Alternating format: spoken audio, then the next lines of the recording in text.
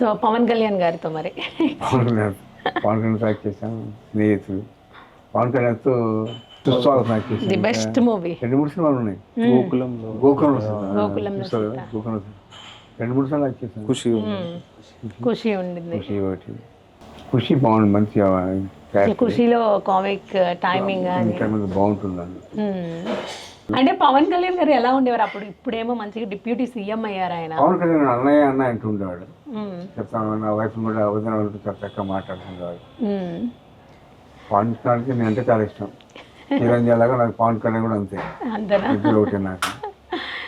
మరి deputy CM అయ్యారు ఇప్పుడు. విష్ చేయరా? చాలా ఖుషిగా కంగ్రాచులేషన్ కూడా చెప్పాను ఫోన్ చేసి. చేసి ఇప్పారా ఆల్రెడీ? ఆనందపడ్డాడు. విష్ చేశారు. విష్ చేశారు. ఓకే, ఏమన్నారు విష్ చేయగానే? నిశ్చయనా ఏమంటాడు, చాలా సంతోషంగా ఫోన్ చేసినందుకు. ఎప్పటికీ మర్చిపోలేని బంధం కదా మరి మీరు. అవును, ఆ. నేను అన్నయ్య అనేవాడు అనమాట. యాక్ట్ చేసేటప్పుడు కూడా మేము ఒరే ఒరే అన్న మన ఖుషిగా నేను అంటా సిగ్గు ఒక రావాలి అన్నయ్య, నువ్వు అనాలి, ఇది యాక్టింగ్, మనం యాక్ట్ చేస్తామని తెలుసుకోవాలనేవాడిని. అలాగే చేసేవాడు. ఇప్పుడు అసలు తెలుగు ప్రేక్షకుల మధ్యలో ఆయన కూడా నిలిచిపోయారు. అవును.